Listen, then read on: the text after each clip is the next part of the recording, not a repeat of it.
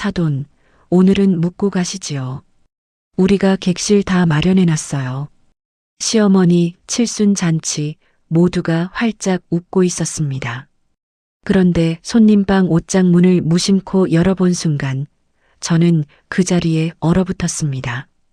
옷장 안에 처박힌 서류 봉투에는 그 사람들의 계획이 고스란히 적혀 있었습니다. 가방 안 약통의 약은 이미 누군가의 손에 의해 바꿔치기 되어 있었지요. 그날 밤 아버지 손을 꽉 잡고 그 집에서 야반도주했습니다. 오늘의 사연 지금 시작합니다. 사연이 시작하기 전 좋아요와 구독을 눌러주세요. 오늘 하루 행운과 행복이 가득하도록 기원해 드릴게요. 내 이름은 정아윤, 올해 38입니다. 충청도 작은 마을에서 평생 농사를 지어오신 아버지의 하나뿐인 딸이죠. 어머니는 내가 9살 되던 해 짧은 병치레 끝에 세상을 떠나셨습니다. 그날 이후로 아버지는 말수가 더 줄어드셨지만 새벽마다 도시락 2개를 쌓아 학교 앞까지 손수 데려다 주시던 분이었습니다. 논 7마지기, 비닐하우스 2동. 아버지는 그 땅을 손에서 한 번도 놓지 않으셨습니다. 새벽 4시면 어김없이 들에 나가 해가 떨어져야 흙 묻은 장화를 벗으셨죠. 하윤아, 사람은 말이여. 손이 흙투성이고 험해야 당당하게 밥술을 뜨는 거요. 뺀질뺀질하게 손이 깨끗한 놈치고 속이 정직한 놈을 내가 못 봤어. 땀 흘려번 돈이 최고로 귀한 거다. 아버지가 막걸리 한 잔을 들이켜며 자주 하시던 말씀이었습니다. 나는 그 흙 묻은 손이 부끄럽지 않았습니다. 그 손이 나를 먹이고 입히고 가르쳤으니까요. 28이 되던 해 가을 친구 결혼식 뒤풀이에서 한 남자를 소개받았습니다. 이름은 강민호, 현장에서 미장 일을 한다고 했습니다. 손마디가 굵고 손톱 밑에 시멘트 가루가 까맣게 끼어 있던 남자. 나는 그 손을 보고 이상하게 마음이 놓였습니다. 아버지의 손을 닮아 있었거든요. 민호가 술잔을 만지작거리며 조심스럽게 입을 뗐습니다. 하윤 씨나 불쌍한 놈이에요. 내가 가진 거라곤 굳은 살 박인 이 거친 손뚱아리 하나뿐입니다. 가방끈도 짧고 늙으신 부모님도 내가 평생 모시고 살아야 해요. 나같이 돈도 빽도 없는 놈인데 그래도 나랑 만날 수 있겠어요? 손이 거친 사람이 세상에서 제일 정직한 사람이라고 우리 아버지가 입버릇처럼 칭찬하셨어요. 저는 민호 씨 그 부지런한 손이 참 좋아요. 부끄러워하지 마세요. 나는 술잔을 마주들며 그렇게 대답했습니다. 민호의 눈가가 슬쩍 붉어지던 것을 나는 지금도 잊지 못합니다. 이듬해 봄 우리는 작은 식을 올렸습니다. 시댁에 처음 인사를 드리러 가던 날 한복을 곱게 차려입은 시어머니 윤정숙 앞에서 나는 두 손을 가지런히 모았습니다. 어머니, 제가 인사가 너무 늦었습니다. 부족한 점이 많지만 앞으로 정말 잘 모시겠습니다. 예쁘게 봐주세요. 윤정숙이 내 손을 잡으며 입꼬리를 끌어올렸습니다. 아유, 우리 새아기 손이 아주 뽀얗고 곱네. 고생을 하나도 안 해본 손이야. 그나저나 사돈 어른은 저기 총구석에서 흙 파고 농사를 지으신다고 했지? 네, 어머니.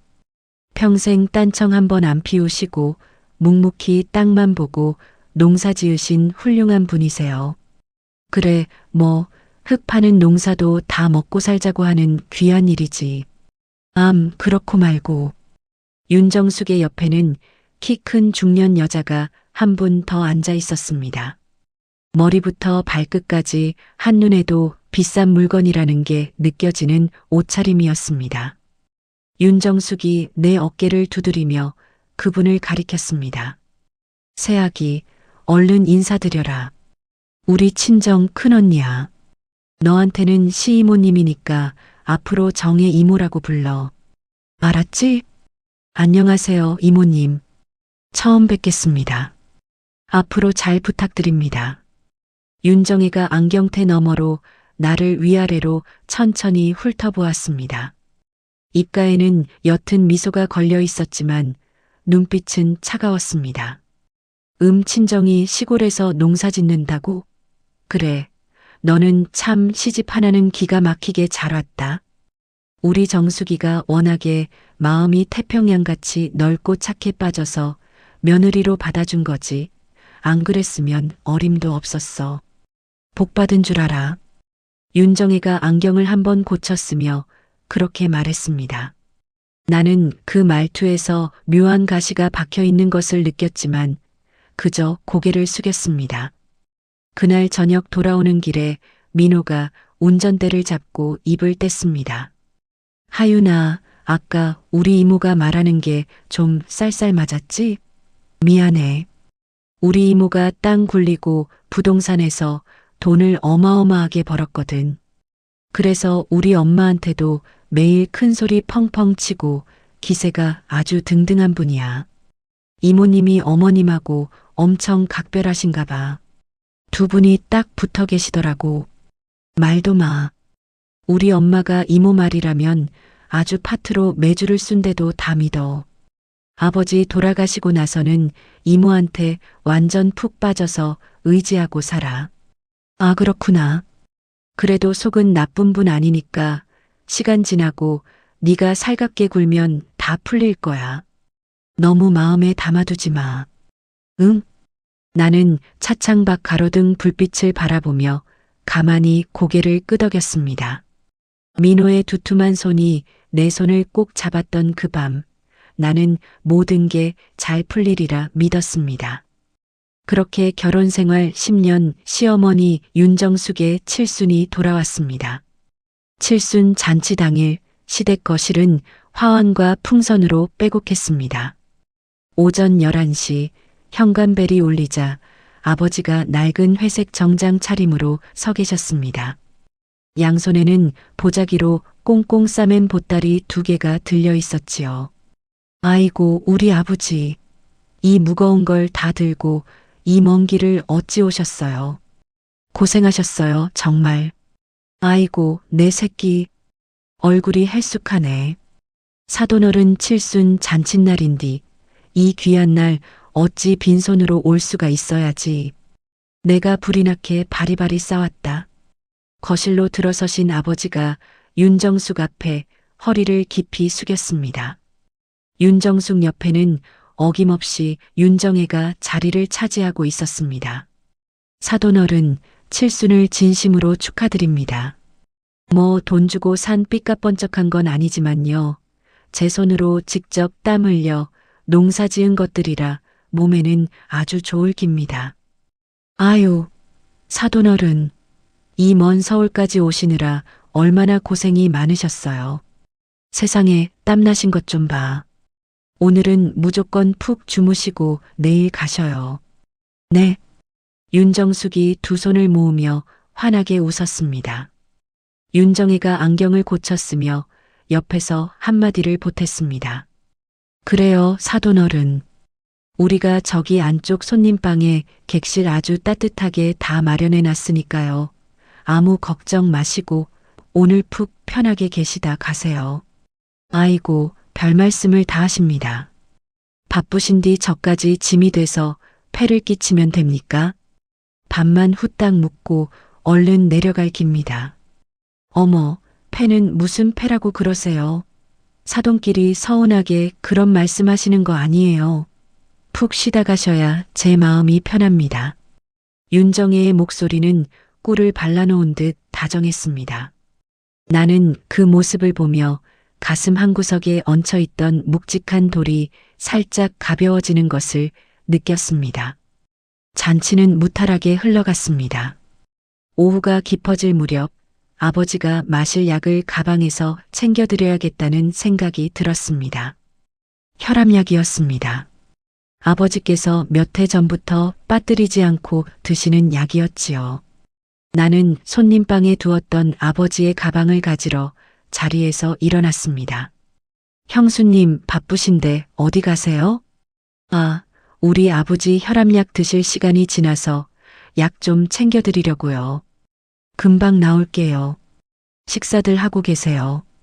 거실 안쪽 손님방 문을 열고 들어가니 안은 조용했습니다. 아버지의 가방은 침대 옆에 가지런히 놓여 있었습니다. 그런데 가방을 들어 올리려는 순간 옷장 문이 살짝 열려 있는 것이 눈에 들어왔습니다. 문틈으로 무언가 종이가 비죽 튀어나와 있었습니다. 이상한 직감이 들었습니다. 나는 옷장 문을 천천히 잡아당겼습니다. 옷장 안가장 안쪽 선반에 서류 봉투 하나가 놓여 있었습니다. 봉투 입구가 열린 채 종이 몇 장이 빠져나와 있었습니다. 나는 손을 뻗어 그 종이를 집어들었습니다. 첫 장은 보험 가입 신청서였습니다. 가입자 이름 칸에 또렷하게 적혀 있는 이름, 정만수. 우리 아버지의 이름이었습니다. 수익자 칸을 보는 순간 손이 굳었습니다. 수익자는 윤정숙, 시어머니였습니다. 가입 일자는 2달 전, 사망보험금 칸에 적힌 액수는 10억 원이었습니다. 서명란을 보았습니다. 아버지의 글씨가 아니었습니다. 한 글자 한 글자가 어쩐지 어색하게 흉내낸 글씨였습니다. 나는 종이를 손에 쥔 채 몇 초간 숨이 멎었습니다. 봉투 안에는 다른 종이들도 있었습니다. 한 장은 부동산 계약서였습니다. 시골 아버지 명의의 논 7마지기를 윤정의 이름으로 넘긴다는 매매 계약서. 계약 일자는 다음 달. 매매 대금란은 비어 있었습니다. 또 한 장, 손글씨로 적힌 메모지가 보였습니다. 사돈은 약 잘 챙겨드리고 있으니 걱정 마. 다음 달 안에는 정리될 거야. 글씨 끝에 보낸 사람의 이름은 없었지만 받는 사람 이름은 또렷했습니다. 정수기에게. 심장이 쿵 내려앉았습니다. 아버지의 약, 혈압약? 나는 가방 안에서 약통을 꺼냈습니다. 손이 떨려 약통 뚜껑이 2번이나 미끄러졌습니다. 간신히 뚜껑을 열었습니다. 평소 아버지가 드시는 흰색 알약이 아니었습니다. 색깔도 미묘하게 달랐고 크기도 살짝 컸습니다. 누가 약을 바꿔치기해 놓은 것이었습니다. 손이 떨렸습니다. 그때 거실 쪽에서 윤정혜의 목소리가 흘러들어왔습니다. 사돈어른, 슬슬 약 드실 시간 안 됐어요? 가만 계셔 보세요. 우리 착한 며느라기가 방에 들어가서 약 챙겨올 테니까요. 호호. 아유 세상에. 우리 정혜 언니가 나보다 사돈어른을 더 살뜰하게 챙기네. 사돈어른, 우리 언니 정성이 갸륵해서라도 약 꼭꼭 챙겨 드셔야 해요.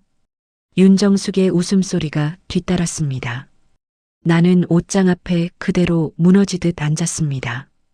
보험 서류, 부동산 계약서, 정체 모를 약. 이 3가지가 한자리에 놓여 있다는 게 무엇을 의미하는지 머리는 거부했지만 가슴은 이미 알고 있었습니다. 손이 부들부들 떨렸습니다. 나는 휴대전화를 꺼내 그 모든 것을 한 장 한 장 사진으로 찍었습니다. 손가락이 자꾸 어긋났지만 이를 악물고 끝까지 찍었습니다.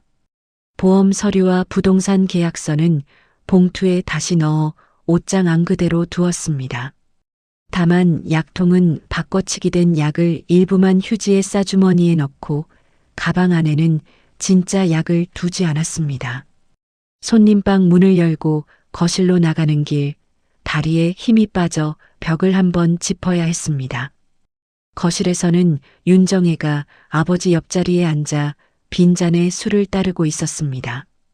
사돈어른, 자자, 한 잔 더 쭉 들이켜세요. 오늘같이 이렇게 좋은 날에 술이 빠지면 섭섭하지요. 제가 특별히 따라드리는 겁니다. 아유, 이모님. 그만하세요. 우리 아버지 평소에 술 많이 못 드세요. 내 목소리가 평소보다 단단했던 모양입니다.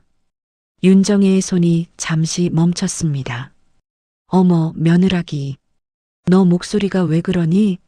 사돈어른이 기분 좋아서 드시겠다는데 네가 왜 초를 치고 그래? 아버지, 일어나세요. 얼른 짐 챙기세요. 우리 지금 당장 집에 갈게요. 아버지가 영문도 모르신 채 나를 올려다보셨습니다. 가다니? 야야, 갑자기 어딜 간다는 거요? 잔치가 아직 한창인디. 그냥 제 말 듣고 일어나세요, 아버지. 지금 당장 나가야 해요. 윤정숙이 술잔을 내려놓고 자리에서 일어났습니다. 아니, 며느라기. 너 미쳤니? 갑자기 무슨 행패야 이게. 사돈어른 오신 지 반나절도 안 지났는데 어딜 간다는 거야.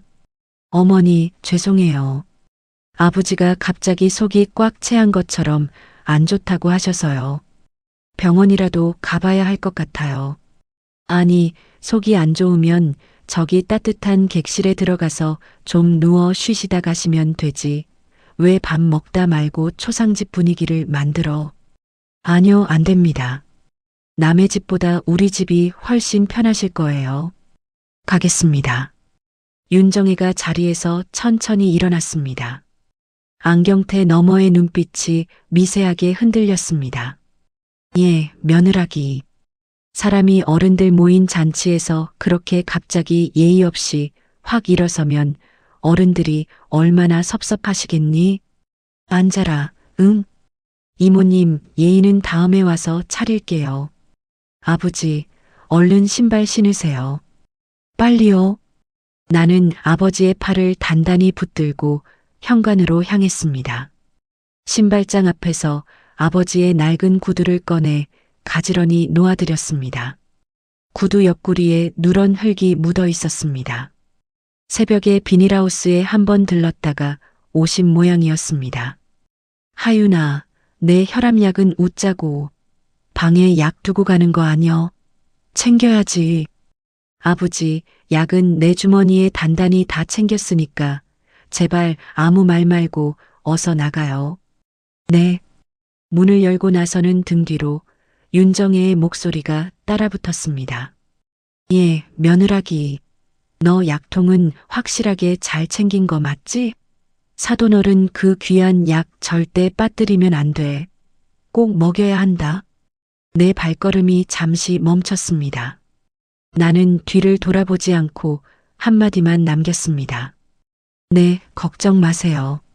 아주 확실하게 챙겼어요. 가짜 약 말고 우리 아버지 살리는 진짜 약으로요. 윤정혜의 표정은 보지 못했습니다. 다만 등 뒤로 따라오던 발소리가 그 순간 뚝 멈춘 것은 분명했습니다. 엘리베이터에 올라타자 아버지가 영문을 모르신 채 나를 올려다보셨습니다. 나는 아버지의 손을 꼭 잡고 1층 버튼을 눌렀습니다. 숫자가 한 칸씩 내려갈 때마다 등에서 식은땀이 흘렀습니다. 하윤아, 너 왜 그려? 얼굴이 백지장이여.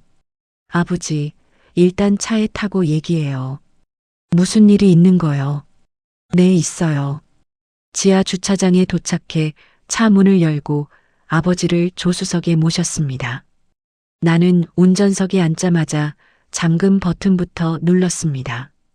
딸칵 하는 소리가 유난히 크게 울렸습니다. 시동을 걸고 엑셀을 밟았습니다. 주차장 입구를 빠져나오는 길에 차 한 대와 부딪힐 뻔했습니다. 경적 소리가 사납게 울렸지만 나는 사이드 미러를 한번 흘끔 보고 그대로 빠져나왔습니다. 큰 길로 접어들자 아버지가 다시 입을 떼셨습니다. 하윤아, 천천히 가. 너 손이 떨고 있어. 네, 아버지. 무슨 일이 있는 거요? 애비한테 말여. 나는 차를 갓길에 잠시 세웠습니다. 비상등을 켜고 운전대에 두 손을 올린 채 한참 숨을 골랐습니다. 아버지, 그 집 약통 안에 들어있던 약이요. 혈압약? 그거 아버지 평소 드시던 약 아니에요. 뭐? 누가 바꿔놨어요. 색깔도 다르고 크기도 달랐어요. 아버지가 한참을 가만히 계셨습니다. 누가 그런 짓을 혀? 아버지, 옷장 안에서 서류도 봤어요. 아버지 이름으로 된 보험 증서랑 아버지 논을 누구한테 넘긴다는 매매 계약서요. 보험 수익자가 사돈 어른이고 논 넘긴 사람이 그 이모님이라는 분이에요. 뭐요? 서명도 아버지 글씨가 아니었어요. 누가 흉내낸 거였어요. 아버지의 입술이 가늘게 떨렸습니다. 거친 손이 무릎 위에서 천천히 주먹을 쥐었습니다. 하윤아, 내 아버지.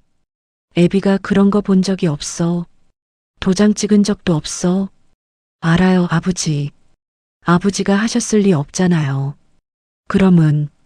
그러니까 야반도주 하는 거예요. 일단 그 집에서 우리 멀리 떨어져야 해요. 아버지가 차창 밖을 한참 바라보셨습니다. 가로등 불빛이 아버지의 옆 얼굴을 스쳐 지나갔습니다. 이마에 깊게 팬 주름이 평소보다 더 어둡게 그늘져 보였습니다. 하윤아. 네. 민호 서방은 알고 있어.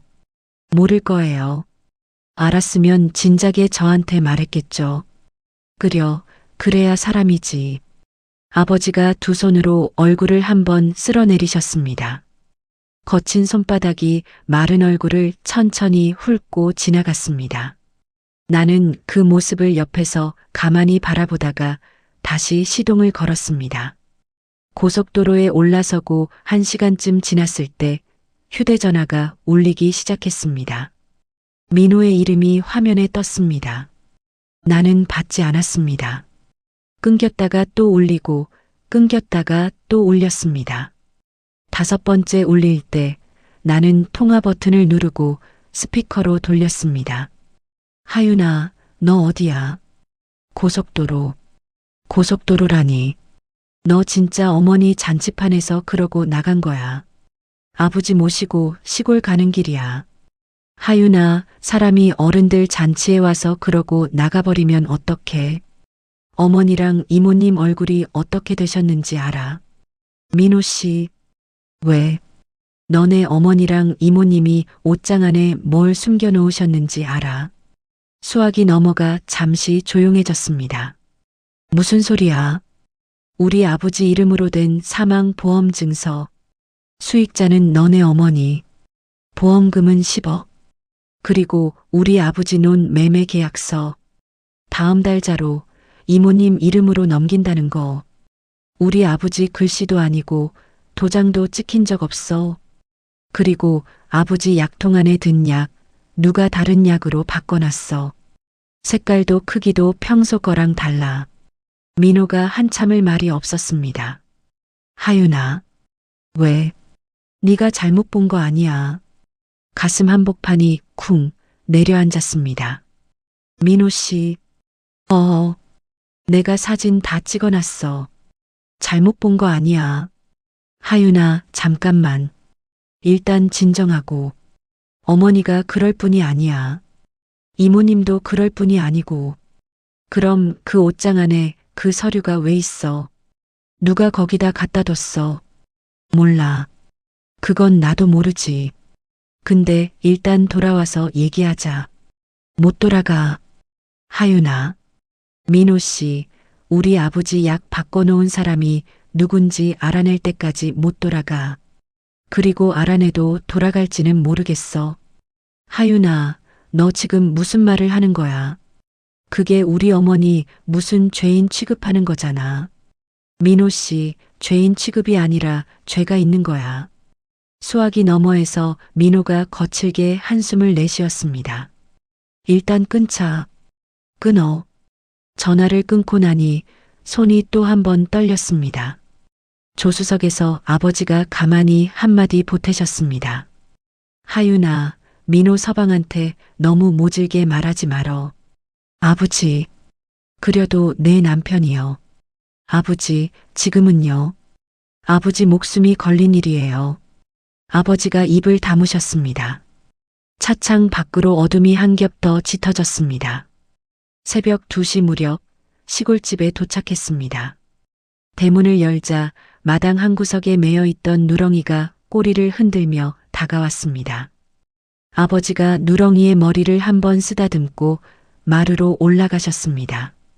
나는 곧장 아버지를 부엌 식탁 앞에 앉혔습니다. 주머니에서 휴지에 싸온 약을 꺼내 식탁 위에 올려놓았습니다. 색깔이 누렇게 변한 알약 3알이 휴지 위에 가지런히 놓였습니다. 아버지, 평소에 드시던 약이랑 비교해 보세요. 아버지가 안방에서 본인이 항상 드시던 약통을 가져오셨습니다. 뚜껑을 열어 알약을 손바닥에 쏟아 놓으셨습니다. 흰색의 작고 동그란 알약. 누가 봐도 식탁 위 누런 알약과는 전혀 다른 모양이었습니다. 이거 다른 약이요. 아버지, 이거 약국에 가서 무슨 약인지 알아봐야 해요. 내일 아침에 제가 챙겨갈게요. 그려. 아버지가 식탁 의자에 천천히 앉으셨습니다. 두 손을 무릎 위에 가만히 올려놓으셨습니다. 하윤아. 네, 아버지. 애비가 사돈한테 뭘 잘못했길래 그 사람들이 애비 약을 받고 아버지가 잘못한 거 없어요. 애비 논까지 노렸다는 게 아버지, 그 논이 어떤 논인디? 내 엄마랑 같이 처음 산 논이요. 그 논 팔아서 너 대학 보냈고 그 논으로 너 시집 보낸 거요. 아버지의 목소리가 마지막에 가서 살짝 갈라졌습니다. 나는 식탁 맞은편에 앉아 아버지의 손을 두 손으로 감싸쥐었습니다. 거친 손바닥이 따뜻했습니다. 아버지, 절대 그 사람들 뜻대로 안 둬요. 제가 약속해요. 하윤아. 네. 애비는 죽어도 좋아. 너만 안 다치면 돼. 아버지, 그런 말씀하지 마세요. 아버지가 다치시면 저는 살아도 사는 게 아니에요. 아버지가 고개를 푹 숙이셨습니다. 거친 손등 위로 무언가 따뜻한 것이 한 방울 떨어졌습니다. 나는 일어나서 아버지의 등 뒤로 가 그 굽은 어깨에 가만히 손을 얹었습니다. 시계 초침 소리가 부엌 안을 채웠습니다. 휴대전화가 또 울렸습니다. 이번에는 시어머니 윤정숙이었습니다. 나는 휴대전화 화면을 한참 들여다보다가 받지 않고 그대로 무음으로 돌렸습니다. 대신 사진 폴더를 열어 옷장 안에서 찍어온 서류 사진들을 한 장 한 장 다시 확인했습니다. 사망보험 신청서, 매매계약서, 그리고 손글씨 메모. 사돈은 약 잘 챙겨드리고 있으니 걱정 마. 다음 달 안에는 정리될 거야. 그 한 줄이 화면 위에서 차갑게 빛났습니다. 나는 사진들을 클라우드에 한 번, 메일로 한 번 더 보내 따로 저장했습니다. 손가락이 화면 위에서 정확하게 움직였습니다. 어느새 떨림은 사라져 있었습니다. 새벽이 지나가고 해가 떴습니다. 나는 잠시도 눈을 붙이지 못한 채 부엌 식탁 앞에 그대로 앉아 있었습니다. 아버지는 안방에서 가벼운 숨소리를 내며 잠이 드셨습니다. 누렁이가 마당에서 가끔 컹 짖었습니다. 아침 7시 나는 휴지에 싸둔 약을 들고 읍내로 차를 몰았습니다. 약국 문을 열자 어릴 적부터 알고 지내던 약사 아저씨가 안경 너머로 나를 알아보셨습니다.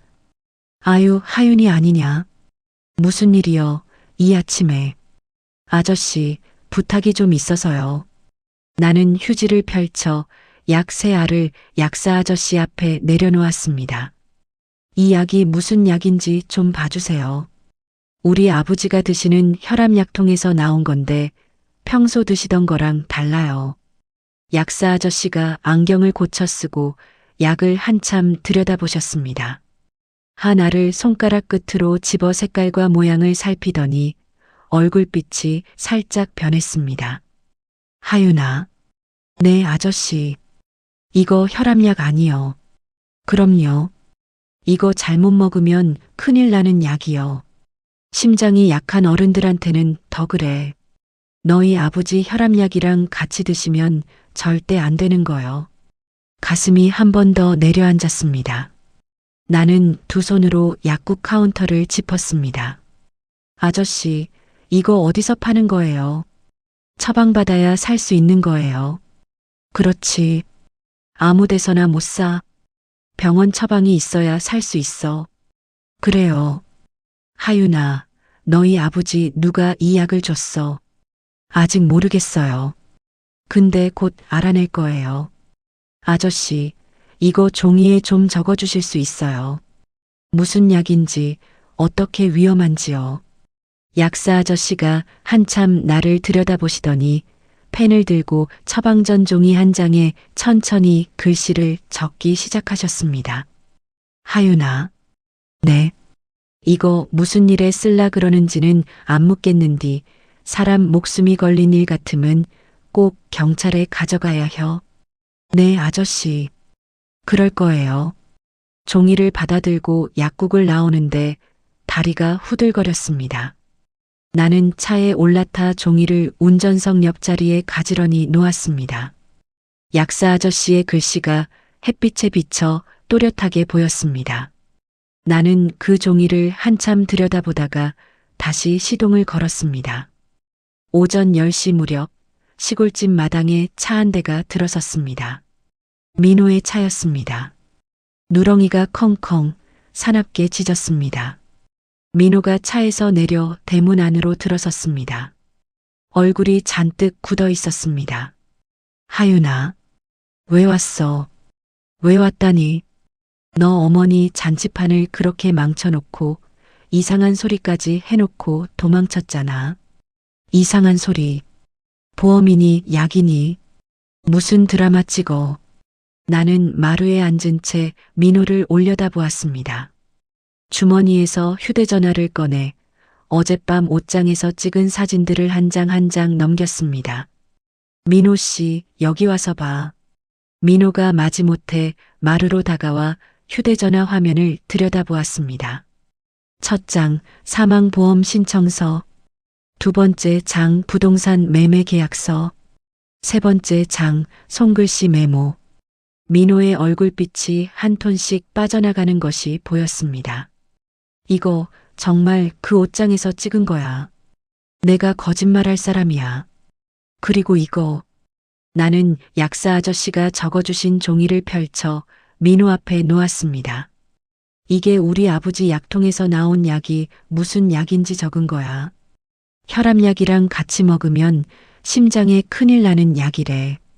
병원 처방 없이는 못 사는 거고. 민호가 종이를 손에 들고 한참을 들여다보았습니다. 종이를 쥔 손이 가늘게 떨렸습니다. 민호 씨, 이게 무슨 뜻인지 알지? 우리 아버지를 죽이려고 한 거야. 너네 어머니랑 이모님이. 민호가 종이를 든 채로 마루 끝에 풀썩 주저앉았습니다. 한참을 그 자세로 앉아 있더니 두 손으로 얼굴을 감쌌습니다. 하윤아, 그게 진짜야. 진짜야. 우리 어머니가 그럴 뿐이 아니라고 또 말할 거야. 민호 씨, 너네 이모님이 부동산으로 돈 많이 버셨다고 했잖아. 근데 왜 우리 아버지 논까지 노려? 그 논이 얼마짜리라고. 민호가 얼굴을 가린 채 고개를 천천히 가로저었습니다. 하윤아, 우리 이모님이 작년에 사업이 좀 안 좋아지셨대. 어머니가 그러시던데. 빌려준 돈도 못 받고 빚도 많이 졌다고. 근데 그렇다고 이런 짓을. 나는 마루 기둥에 등을 기대고 한참 천장을 올려다보았습니다. 하늘이 유난히 맑았습니다. 민호 씨, 이거 다 경찰에 넘길 거야. 민호가 고개를 번쩍 들었습니다. 하윤아, 잠깐만. 왜?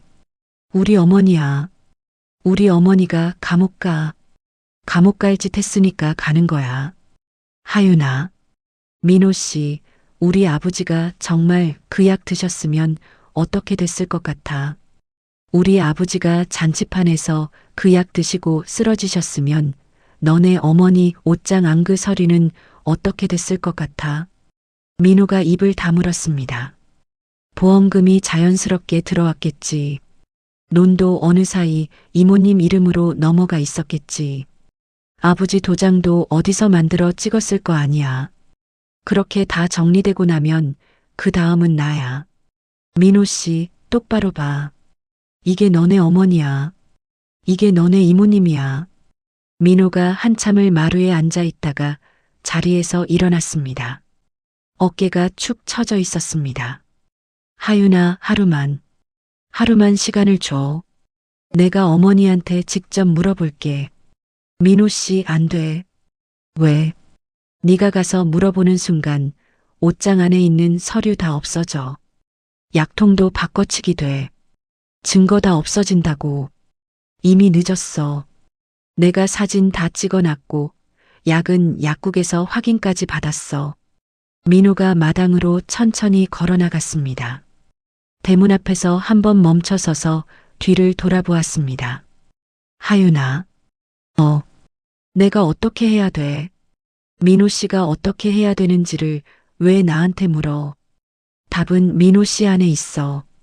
너네 어머니 편을 들지, 진실 편을 들지. 민호가 입술을 한번 깨물었습니다. 그러고는 천천히 고개를 끄덕였습니다. 하윤아, 미안해. 내가 진작에 너 말 더 들었어야 됐어. 민호 씨, 미안하다는 말은 지금 듣고 싶지 않아. 민호가 차에 올라타 마당을 빠져나갔습니다. 대문이 닫히고 누렁이가 다시 컹 짖었습니다. 나는 마루에 한참 앉아 있다가 안방으로 들어가 아직 잠든 아버지의 얼굴을 가만히 들여다보았습니다. 이마에 깊게 팬 주름, 햇볕에 그을린 목덜미. 그 고난 숨소리가 평소보다 더 가늘게 느껴졌습니다. 나는 휴대전화를 들고 한참을 망설였습니다. 경찰서 번호를 검색해 화면에 띄워놓고 통화 버튼 위에 손가락을 한참 올려두었습니다. 그러나 누르지 않았습니다. 아직은 아니었습니다. 한번 누르고 나면 돌이킬 수 없을 일이었습니다. 대신 나는 오랫동안 마음 한구석에 묻어두었던 한 사람의 이름을 떠올렸습니다. 26살 어머니가 돌아가셨을 때 어린 나를 친딸처럼 챙겨주셨던 분. 큰 종합병원의 원장 자리에 계셨던 한석원 원장님. 그분이라면 이 약이 정확히 무슨 약인지 그리고 어떻게 처방받았는지 알아내실 수 있을 것이었습니다. 나는 휴대전화 주소록에서 오래된 번호 하나를 찾아냈습니다. 손가락 끝이 한번 떨렸지만 망설이지 않고 통화 버튼을 눌렀습니다. 신호가 3번 가고 수화기 너머에서 익숙한 목소리가 흘러나왔습니다. 여보세요. 원장님, 누구시죠? 저 정하윤이에요. 12년 전에 어머니 장기 기증 절차로 도움받았던. 수화기 너머가 잠시 조용해졌습니다. 그러더니 한석원 원장님의 목소리가 한 톤 부드러워졌습니다. 하윤이 맞지? 네, 원장님. 저예요. 세상에. 이게 얼마만이야. 잘 지냈어요. 네, 그럭저럭이요. 목소리가 안 좋네. 무슨 일 있어요? 나는 마루에 앉은 채로 한참 숨을 골랐습니다. 어디서부터 어떻게 말씀드려야 할지 머릿속이 엉켰습니다. 원장님, 갑자기 전화드려서 죄송해요. 도움을 좀 청하고 싶어서요. 말해봐요. 내가 도울 수 있는 일이면 돕지요. 우리 아버지 일이에요. 누가 우리 아버지를 해치려고 한 것 같아요. 수화기 너머에서 한석원 원장님의 숨이 한번 멈췄다 다시 이어졌습니다. 하윤아, 차분히 처음부터 얘기해봐요. 나는 한 손으로 휴대전화를 꽉 쥐고 다른 한 손으로 마루 기둥을 짚었습니다. 어제부터 오늘까지 있었던 일을 하나하나 풀어놓았습니다. 시어머니 칠순 잔치, 옷장 속 보험 서류, 부동산 매매 계약서, 손글씨 메모, 그리고 아버지 약통에서 나온 정체 모를 약까지. 약사 아저씨가 종이에 적어준 약 이름도 천천히 읽어드렸습니다. 원장님은 한 번도 내 말을 끊지 않으셨습니다. 다 듣고 나서야 짧은 숨을 한 번 내쉬셨습니다. 하윤아. 네. 그 약, 내가 무슨 약인지 알아요. 심장에 문제 있는 어른들이 다른 약이랑 같이 드시면 정말 위험한 약 맞아요. 네. 그리고 그런 약은 처방 없이 절대 못 구해요. 어딘가에서 누군가 처방을 했거나 처방받은 사람한테 받았다는 뜻이에요. 원장님, 그거 추적이 가능한가요? 가능해요. 시간이 좀 걸리겠지만 가능해요. 나는 마루 기둥에 이마를 댔습니다. 숨이 길게 빠져나왔습니다. 원장님 부탁드려요. 도와주세요. 하윤아. 네. 내가 묻고 싶은 게 하나 있어요. 네, 말씀하세요. 이 일을 정말 끝까지 갈 거예요. 중간에 마음 약해지면 안 돼요. 시어머니, 그 이모님이라는 분, 다 결국 법정에 서야 끝나는 일이에요. 나는 잠시 눈을 감았습니다. 어젯밤 아버지의 굽은 어깨가 떠올랐습니다. 그 논이 어떤 논인지, 내 엄마랑 같이 처음 산 논이요. 그 한마디가 가슴속에서 다시 한번 울렸습니다. 끝까지 갈 거예요, 원장님. 좋아요. 그럼 내가 도와주지요. 일단 그 약이 어디서 처방됐는지 내가 알아볼 수 있는 데까지 알아볼게요. 하윤이도 사진 자료들 잘 보관해 두고요. 네, 클라우드에 다 올려놨어요. 메일로도 보내놨고요. 잘했어요. 그리고 한 가지 더. 네. 하윤이 아버님, 당분간 절대 그 집 음식 드시면 안 돼요. 그 사람들이 갖다 주는 음식, 약, 음료수 일절. 알았어요. 네, 명심할게요. 내일이라도 시간 되면 한번 올라와요. 자료 직접 보고 얘기합시다. 네, 원장님. 전화를 끊고 나니 손바닥에 땀이 흥건했습니다. 나는 마루 끝에 앉아 한참 마당을 내려다보았습니다. 누렁이가 햇볕을 받으며 꼬리를 흔들고 있었습니다. 이상하게도 가슴 한구석이 처음으로 단단해지는 느낌이 들었습니다. 다음 날 아침 나는 아버지께 시골집에 며칠만 더 계시라고 부탁드렸습니다. 아버지, 절대로 그 사람들 전화 받지 마세요. 누가 찾아와도 문 열어주지 마시고요. 음식이나 약 누가 갖다 줘도 절대 드시면 안 돼요. 그려, 알았어. 그런데 너 혼자 서울 올라가는 게 영 마음에 안 걸려. 이장님께도 부탁드려놨어요. 옆집 아주머니한테도요. 자주 들여다봐 주시기로 했어요. 하윤아. 네. 애비 걱정 말고 너부터 조심해라. 네, 아버지. 서울로 올라가는 길 휴대전화가 몇 번이고 울렸습니다. 시어머니 윤정숙, 이모 윤정애, 그리고 민호.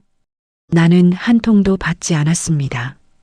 대신 한석원 원장님께 약속한 시간보다 1시간 일찍 도착했습니다. 원장님은 진료실 옆 작은 회의실에서 나를 기다리고 계셨습니다. 12년 만이었습니다. 머리에 은빛이 한층 더 짙어졌지만 그 부드러운 눈매는 그대로였습니다. 하윤아, 어서 와요. 원장님, 정말 오랜만이에요. 이렇게 다시 보게 될 줄은 몰랐네. 우리 하윤이가 많이 컸어요. 원장님이 의자를 권하셨습니다. 나는 가방에서 노트북을 꺼내 사진 자료들을 한 장 한 장 화면에 띄웠습니다. 원장님이 안경을 고쳤으며 사진을 차근차근 들여다보셨습니다. 보험 신청서, 매매 계약서, 손글씨 메모, 그리고 약사 아저씨가 종이에 적어준 약 이름. 원장님의 표정이 점점 어두워졌습니다. 하윤아. 네. 이거 보통 일이 아니야. 보통 일이 아니에요. 네. 보험 신청서. 이거 본인 동의 없이 가입된 거면 보험 사기야. 그리고 약 바꿔치기는 그 자체로도 사람을 해치려 한 행위로 볼 수 있어요.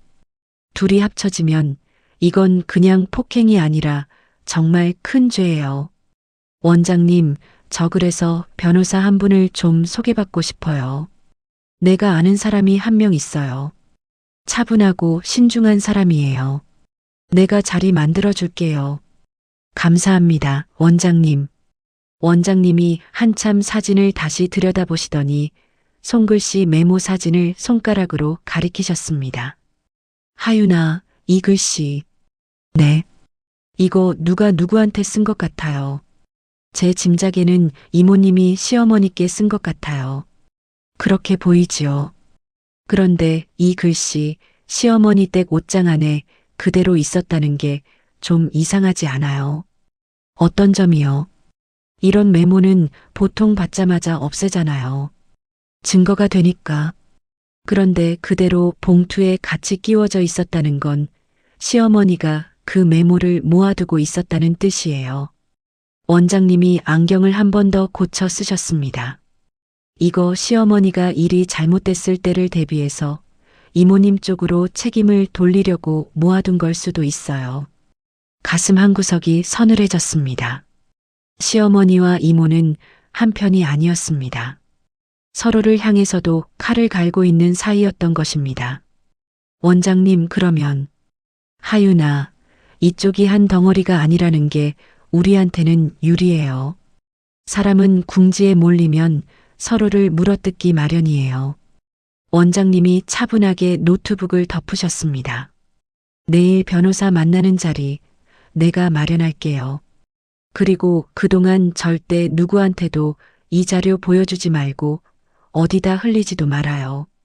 알겠어요. 네, 원장님. 회의실 문을 나서는데 원장님이 한 번 더 나를 부르셨습니다. 하윤아. 네. 하나 더. 시어머니가 됐든 이모님이 됐든 만나자고 연락이 오면 거절하지 말고 만나요. 단 혼자 가지 말고. 그리고 만날 때는 꼭 녹음을 켜요. 나는 고개를 끄덕였습니다. 네, 원장님. 명심할게요. 병원을 나서자 늦은 오후에 햇살이 길게 드리워 있었습니다. 나는 차에 올라타 운전대에 두 손을 잠시 올렸습니다. 숨을 한 번 깊이 들이마셨다 천천히 내쉬었습니다. 휴대전화를 들어 부재중 통화 목록을 확인했습니다. 시어머니 12통, 이모님 5통, 민호 8통. 그중 시어머니 윤정숙이 마지막으로 남긴 음성 메시지가 한 통 있었습니다. 나는 잠시 망설이다 재생 버튼을 눌렀습니다. 며느라기, 어제 사돈어른 잘 모셔다 드렸니? 너 갑자기 가버려서 어머님이 얼마나 놀라셨는지 알아. 그리고 그 옷장 얘기 말이야. 민우한테 들었어. 그게 다 오해야. 너희 정의 이모가 부동산 일하시다가 잠깐 그 댁에 보관해 두신 서류가 있고 약은 우리 집 어른들이 드시는 약을 잘못 챙겨 놓으신 거고. 한번 만나서 얘기하자.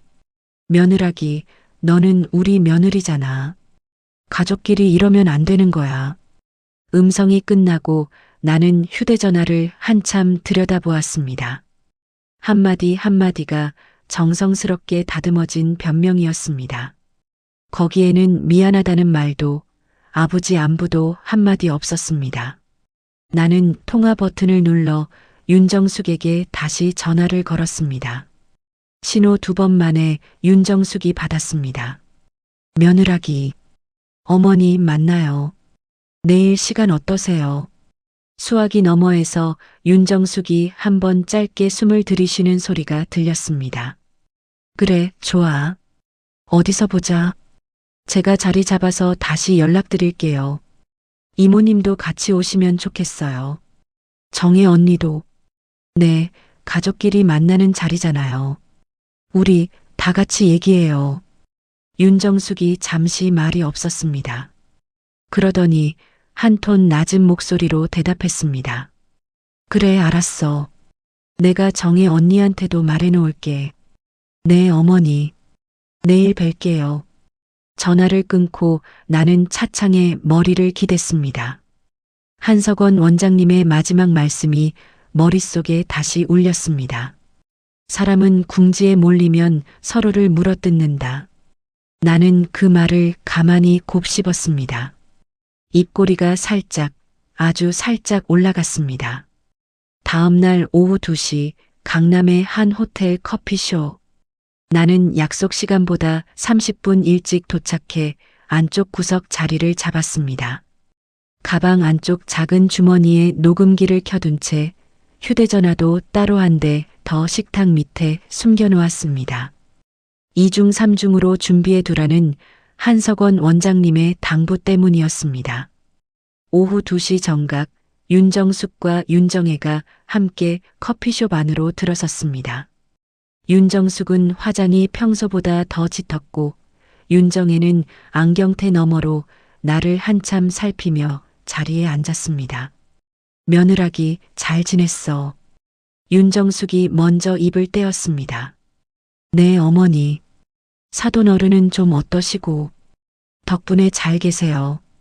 윤정혜가 가방을 의자 옆에 내려놓으며 한마디 보탰습니다. 며느라기가 그날 너무 갑자기 가버려서 우리 정숙이가 얼마나 놀랐는지 몰라. 잔치판이 통째로 식어버렸지. 이모님 죄송해요. 그 자리에서 더 있기가 어려웠어요. 왜?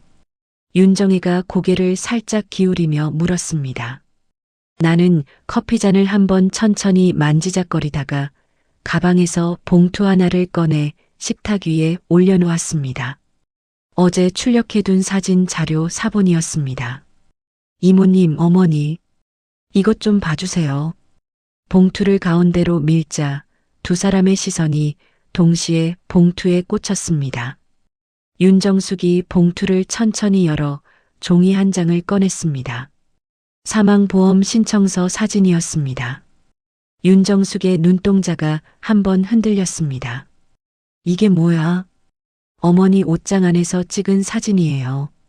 수익자가 어머니 이름이고 가입자가 우리 아버지 이름이에요. 보험금이 10억이고요. 윤정혜가 옆에서 종이를 슬쩍 가져가 들여다보았습니다. 얼굴빛이 한 톤 빠지는 것이 보였습니다. 며느라기, 이거 어디서 났어? 말씀드렸잖아요. 어머니 옷장이요. 내 옷장에 그런 게 왜 들어있어? 누가 갖다 놓은 거지? 누가 갖다 놨는지를 저한테 물으시면 어떡해요? 윤정숙이 종이를 식탁 위에 내려놓으며 목소리를 가다듬었습니다. 며느라기, 이건 말이야. 정혜 언니가 부동산 일하시면서 이런저런 서류를 우리 집에 잠깐 보관하시는 일이 덜어 있어. 그러다가 어디서 잘못 섞여 들어간 게 분명해. 윤정혜가 곧장 말을 받았습니다. 아유, 정수가. 그게 내가 보관한 서류라니. 내 사무실 일을 왜 자네 집에 두겠어. 윤정숙이 윤정혜를 흘끔 쳐다보았습니다. 나는 두 사람의 표정을 가만히 살피며 두 번째 종이를 봉투에서 꺼냈습니다. 이번에는 부동산 매매 계약서였습니다. 이거는요, 이모님 이름이 또렷하게 적혀 있어요. 우리 아버지 논을 이모님께 넘긴다는 매매 계약서요. 윤정혜의 손이 종이를 향해 가다가 중간에서 잠시 멈췄습니다. 이건 또 뭐야? 이모님이 더 잘 아실 것 같은데요. 며느라기 사람을 그렇게 몰아붙이면 못 써. 내 이름 도용한 사람이 있을 수도 있는 거고. 이모님 이름이 적힌 매매 계약서가 어머니 옷장 안에 들어있어요. 누가 도용을 했으면 왜 어머니 옷장 안에 들어가 있어요? 윤정혜가 입을 다물었습니다. 윤정숙이 시선을 식탁으로 내렸습니다. 나는 마지막 종이를 꺼냈습니다. 손글씨 메모였습니다. 이거 누구 글씨예요? 사돈은 약 잘 챙겨드리고 있으니 걱정 마. 다음 달 안에는 정리될 거야. 받는 사람 이름이 정숙이로 되어 있어요. 윤정숙이 종이를 보자마자 윤정혜에게 천천히 고개를 돌렸습니다. 윤정혜의 입꼬리가 살짝 떨렸습니다. 정혜 언니, 이거 언니 글씨야. 윤정숙의 목소리가 한 톤 낮았습니다. 정수가, 너 지금 무슨 소리를 하는 거야? 이거 언니 글씨 맞잖아. 내 글씨가 왜 여기 있어? 며느라기가 짜깁기 한 거지. 윤정혜가 안경을 한 번 더 고쳤으며 자세를 바로 했습니다. 나는 그 모습을 가만히 바라보다가 다음 한마디를 꺼냈습니다. 이모님, 어머니, 한 가지만 더 말씀드릴게요. 우리 아버지 약통 안에 들어있던 약이요. 윤정숙이 시선을 다시 나에게로 옮겼습니다. 약. 평소에 드시던 혈압약이 아니었어요. 다른 약이었어요. 약사 어른께 확인까지 받았어요. 혈압약이랑 같이 드시면 사람 잡는 약이래요. 윤정혜의 손이 식탁 모서리를 슬쩍 짚었습니다. 손등에 핏줄이 가늘게 도드라졌습니다. 며느라기, 그건 또 무슨 소리야? 이모님, 그 약 누가 처방받으셨어요? 병원 처방 없이는 못 구하는 약이래요. 그러니까 누군가는 그 약을 처방받았다는 뜻이잖아요. 윤정혜가 한 박자 늦게 입을 열었습니다. 며느라기, 사람이 너무 나갔어. 시어머니가 사돈어른을 어떻게 한다는 거야? 이모님, 왜? 제가 시어머니라고 했어요. 누가 우리 아버지를 어떻게 했다고 했어요? 윤정혜의 안경 너머의 눈이 한번 흔들렸습니다. 이모님이 먼저 말씀하셨잖아요. 시어머니가 사돈어른을 어떻게 했다고. 테이블 위에 묘한 침묵이 한참 흘렀습니다. 윤정숙이 천천히 윤정혜를 돌아보았습니다. 정혜 언니, 이게 다 어떻게 된 거야? 정수가, 너 지금 며느라기 편을 드는 거야. 편을 드는 게 아니라 내 옷장 안에 든 서류 얘기야. 언니가 보관했다는 그 서류. 왜 내 이름이 수익자로 적혀 있어? 내가 무슨 보험을 들었어? 사돈어른 이름으로 들어놓은 보험이 왜 내 이름으로 와? 윤정혜가 식탁 위에 두 손을 올렸습니다. 손가락이 미세하게 떨리고 있었습니다. 정수가, 진정해. 내가 사정 얘기를 해줄게. 너랑 둘이서만 얘기하자. 안 돼, 언니. 며느라기 앞에서 다 말해. 정수가, 언니, 이거 사실이면 나도 같이 감옥 가는 거야. 내 이름이 거기 적혀 있는데. 윤정숙의 목소리가 떨렸습니다. 입술이 살짝 푸르스름하게 변해 있었습니다. 나는 그 모습을 가만히 지켜보다가 한마디를 보탰습니다. 이모님, 어머니, 솔직히 말씀해 주시면 저도 생각이 있어요. 끝까지 모르쇠로 나오시면 저도 더 안 받으려요. 윤정혜가 나를 노려보았습니다. 며느라기. 네. 이거 다 녹음하고 있지. 네, 하고 있어요. 녹음 안 해놓으면 이모님이 나중에 다 부인하실 거잖아요. 윤정혜의 얼굴이 굳어졌습니다. 한참 가만히 앉아있던 윤정혜가 자리에서 일어났습니다. 가야겠어. 더 들어줄 필요 없어, 정수가. 윤정숙이 윤정혜의 팔을 잡았습니다. 정혜 언니, 언니 거기 앉아. 정수가, 앉으라고. 윤정숙의 목소리가 평소와 달랐습니다. 윤정혜가 마지못해 자리에 다시 앉았습니다. 나는 가방에서 작은 노트와 펜을 꺼내 식탁 위에 올려놓았습니다. 이모님, 어머니, 두 분 중에 누가 먼저 시작하셨어요? 윤정숙이 윤정혜의 얼굴을 한참 들여다보더니 천천히 입을 떼었습니다. 정혜 언니가 먼저 얘기를 꺼냈어. 작년 가을이었지. 정수가, 너 미쳤어. 미친 게 아니라 우리 며느리한테 정직하게 말하는 거야. 며느라기, 들어봐. 정혜 언니가 사업이 어려워져서 빚이 많이 졌어. 그래서 나한테 와서 사돈어른 명의로 된 논을 좀 어떻게 해보면 어떻겠냐고 했어. 윤정혜가 식탁을 한번 내리쳤습니다. 정수가, 언니 가만히 있어. 내가 말할게. 윤정숙이 천천히 종이컵을 한 모금 들이켰습니다. 손이 떨려 물이 한 방울 식탁 위에 떨어졌습니다.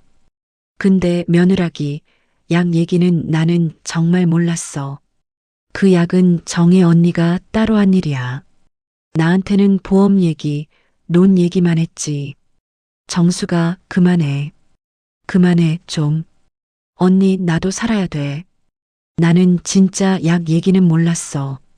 윤정혜가 윤정숙을 노려보았습니다. 윤정숙은 더 이상 시선을 마주치지 않았습니다.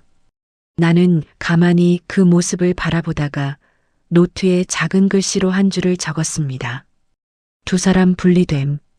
펜을 내려놓고 봉투를 다시 가방에 넣었습니다. 이모님, 어머니, 오늘 들은 얘기는 제가 잘 정리하겠습니다. 그리고 이 자료들, 이제 제가 가진 곳 외에도 여러 군데 다 보내놨어요. 혹시라도 저한테 무슨 일이 생기면 자료는 그대로 경찰서로 갑니다. 윤정숙의 얼굴이 새하얗게 변했습니다. 며느라기, 잠깐만. 한 번만 살려줘. 내가 다 사과할게. 사돈 어른께도 직접 가서 무릎을 꿇을게. 어머니, 그건 나중에 다시 얘기해요. 윤정혜가 자리에서 일어나며 한마디 던졌습니다. 며느라기, 너 이거 후회할 거야. 나는 천천히 윤정혜를 올려다보았습니다. 이모님, 왜? 제가 후회할 일이면 이모님은 이미 옷장에 그 서류를 넣어두실 때 후회하셨어야 해요. 윤정혜가 입술을 깨물고 커피숍 문 쪽으로 걸어나갔습니다. 윤정숙은 자리에서 일어나지도 못한 채 식탁만 내려다보고 있었습니다. 나는 자리에서 일어났습니다. 어깨에 가방을 메고 식탁 밑에 숨겨두었던 휴대전화도 가방 안쪽으로 옮겼습니다. 커피숍을 빠져나오는 길, 창밖으로 늦은 오후의 햇살이 길게 드리워 있었습니다. 나는 그 햇살 속을 한 걸음 한 걸음 천천히 걸었습니다. 어깨 위에 얹혀있던 묵직한 돌 하나가 비로소 굴러떨어지는 듯한 느낌이 들었습니다. 커피숍을 나서자마자 휴대전화가 울렸습니다. 한석원 원장님이었습니다. 하윤이, 잘 끝났어요. 네, 원장님. 두 분이 서로 갈라졌어요. 시어머니가 이모님 쪽으로 책임을 다 돌리고 있어요. 역시 그렇게 됐군요. 내가 변호사 자리 잡아놨으니까 내일 오전에 만납시다. 네, 감사합니다. 하윤이, 한 가지 더. 오늘 밤 아버님 옆에 누가 있어요? 이장님이랑 옆집 아주머니께 부탁드려놨어요. 그래도 마음이 안 놓여서 오늘 다시 내려가려고요. 잘 생각했어요. 지금이 제일 위험한 시기예요. 일이 들통난 사람은 무슨 짓이든 할 수 있어요. 전화를 끊고 나는 곧장 차에 올라탔습니다. 시동을 거는 손이 어느 때보다 단단해져 있었습니다. 시골집에 도착한 것은 자정 무렵이었습니다. 대문을 열자 누렁이가 꼬리를 흔들며 다가왔습니다. 마루에 불이 켜져 있었습니다. 아버지가 마루 끝에 걸터 앉아 누군가와 이야기를 나누고 계셨습니다.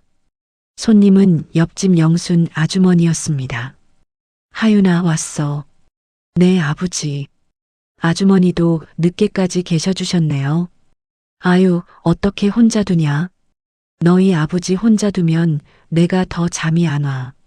영순 아주머니가 자리에서 일어나며 내 손을 한번 꽉 잡았습니다. 하윤아, 별일 없지. 네, 아주머니. 별일 없어요. 별일 없으면 됐어. 무슨 일이 있어도 우리한테 말해. 알았지. 네, 감사해요.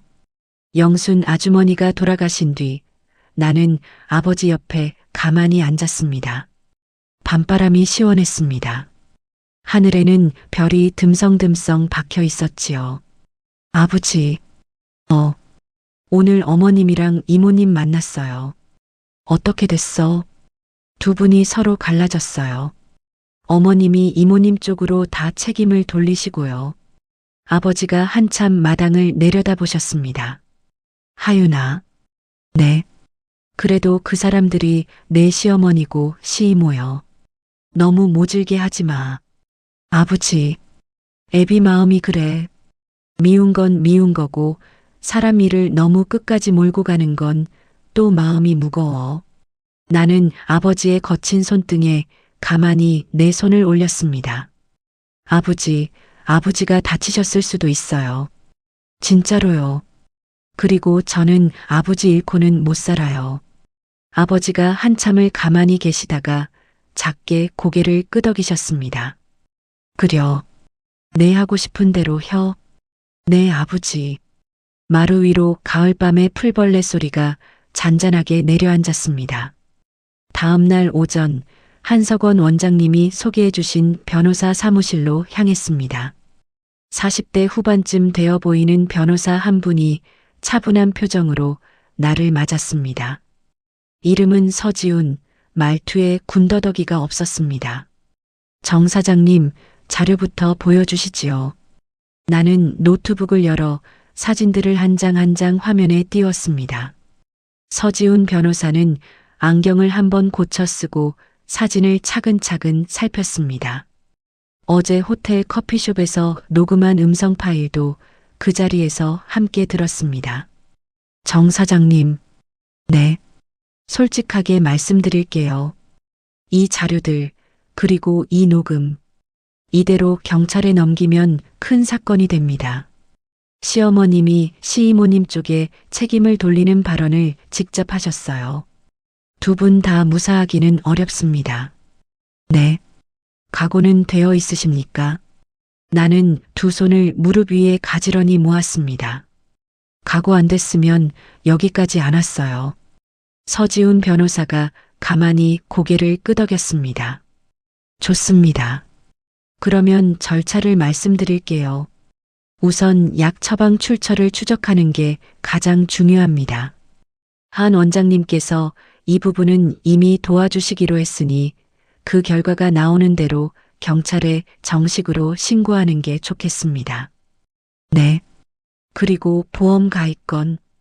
본인 동의 없이 가입된 보험은 즉시 무효 처리할 수 있습니다. 그 부분은 제가 보험사 쪽에 정식으로 이의 제기를 해놓겠습니다. 부탁드릴게요. 논매매 계약서. 이건 아버님 명의가 도용된 건이니 효력이 없습니다. 다만 누가 도장을 어떻게 만들었는지, 누구를 통해서 했는지가 추가로 밝혀지면 좋겠지요. 네, 알겠습니다. 서지훈 변호사가 노트북 화면을 한 번 더 들여다보았습니다. 정 사장님, 한 가지 부탁드릴 게 있어요. 네, 말씀하세요. 앞으로 시어머님이나 시이모님 쪽에서 어떤 연락이 오더라도 직접 응대하지 마시고 저한테 먼저 알려주세요. 약속을 잡으셔야 한다면 제가 동행하겠습니다. 아셨지요? 네, 변호사님. 변호사 사무실을 나오는 길 한석원 원장님께 전화가 걸려왔습니다. 하윤이, 약 처방건 추적 시작했어요. 시간이 좀 걸리겠지만 늦어도 일주일 안에는 결과가 나올 거예요. 감사합니다, 원장님. 하윤이, 네. 이제부터가 진짜 시작이에요. 마음 단단히 먹어요. 네, 단단히 먹고 있어요. 전화를 끊고 차에 올라타려는데 휴대전화에 모르는 번호로 메시지가 한 통 와 있었습니다. 나는 화면을 천천히 들여다보았습니다. 며느라기, 한 번만 만나자. 정혜 언니 모르게. 우리 둘이서만. 내가 다 털어놓을게. 윤정숙이었습니다. 번호를 바꿔 보내온 메시지였지요. 나는 잠시 그 메시지를 들여다보다가 서지훈 변호사에게 그대로 전송했습니다. 1분도 채 지나지 않아 답이 왔습니다. 만나십시오. 단 제가 동석합니다.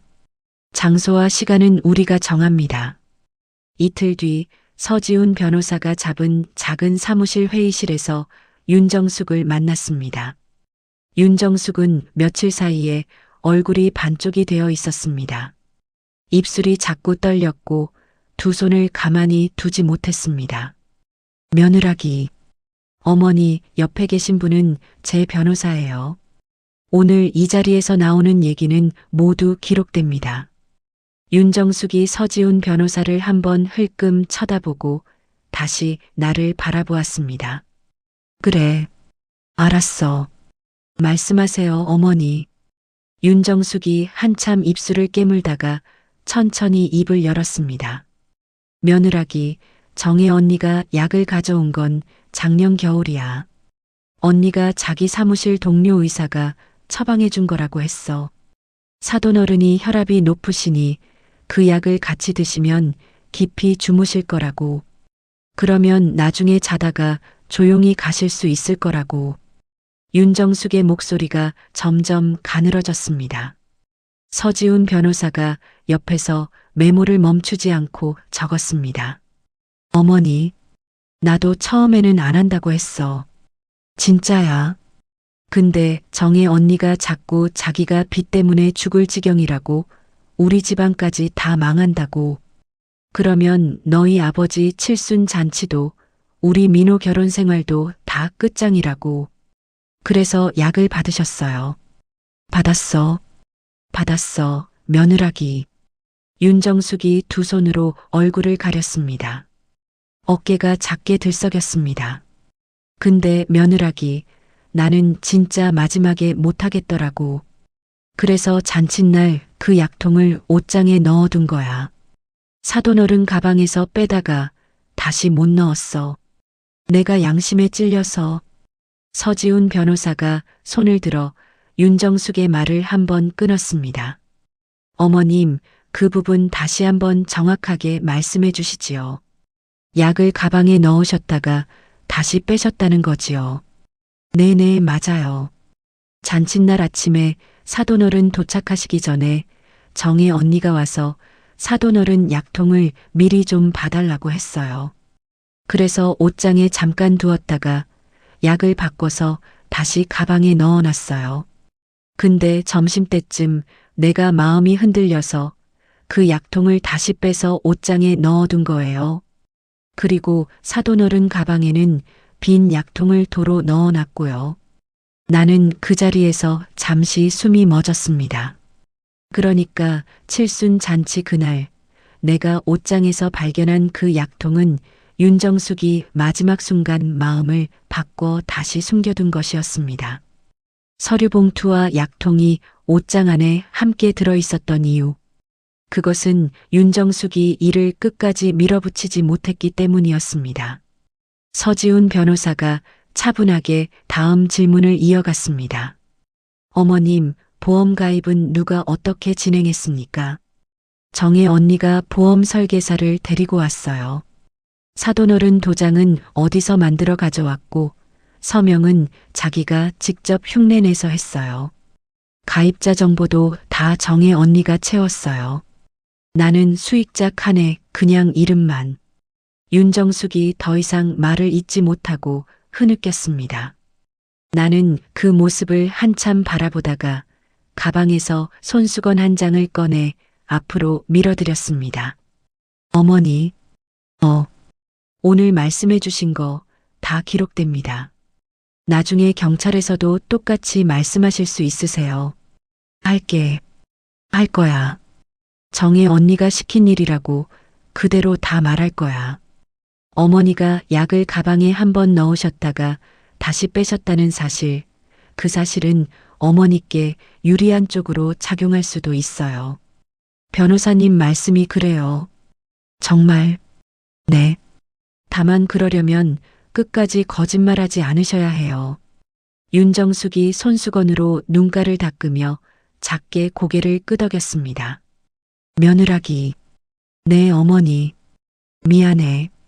정말 미안해. 사돈어른께도 내가 직접 가서 무릎 꿇고 빌게. 그건 나중에요. 지금은 어머니가 어머니 입으로 진실을 말씀하시는 게 먼저예요. 회의실 창밖으로 늦은 가을 햇살이 비스듬히 들어오고 있었습니다. 나는 손목시계를 한번 들여다보았습니다. 어느새 2시간이 지나 있었습니다. 서지훈 변호사가 노트북을 덮으며 차분하게 말을 보탰습니다. 어머님, 며칠 안에 정식으로 경찰에 진술하시게 됩니다. 그때 오늘 말씀과 똑같이 진술해 주시면 됩니다. 그동안 시이모님과는 일절 연락하지 마시고 만약 시이모님 쪽에서 접촉이 오면 저한테 즉시 알려주세요. 네, 알겠어요. 그리고 어머님이 보관하고 계신 서류 원본, 메모지 원본, 그리고 약통 본체 모두 경찰에 그대로 제출해 주셔야 합니다. 절대 없애시면 안 됩니다. 네, 그대로 다 가지고 있어요. 윤정숙이 가방을 들고 자리에서 일어났습니다. 회의실 문 앞에서 한번 멈춰서서 나를 천천히 돌아보았습니다. 며느라기. 네. 민우한테는 내가 직접 말할게. 네, 그러세요. 윤정숙이 회의실 문을 열고 나갔습니다. 문이 닫히고 나서야 나는 의자 등받이에 머리를 기댔습니다. 숨이 한꺼번에 빠져나왔습니다. 서지훈 변호사가 옆에서 가만히 말씀하셨습니다. 정 사장님 잘하셨습니다. 변호사님, 네. 이제 이모님 차례지요. 서지훈 변호사가 안경을 고쳤으며 작게 고개를 끄덕였습니다. 네. 시이모님은 시어머님처럼 쉽게 무너지지 않을 겁니다. 단단히 준비하셔야 합니다. 나는 두 손을 무릎 위에서 한번 꽉 쥐었다 폈습니다. 손바닥에 깊게 박힌 손톱 자국이 천천히 사라져 갔습니다. 윤정숙의 자백이 있은 지 사흘 뒤 한석원 원장님께서 약 처방 추적 결과를 가지고 오셨습니다. 서지훈 변호사 사무실 회의실, 우리 셋은 작은 원탁을 마주하고 앉았습니다. 하윤희 변호사님, 결과가 나왔어요.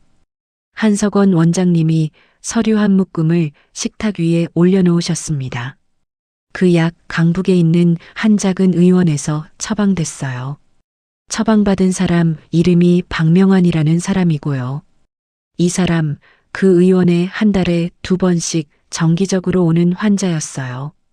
그런데 받아가는 약이 본인 진단명하고는 안 맞는 약이었어요.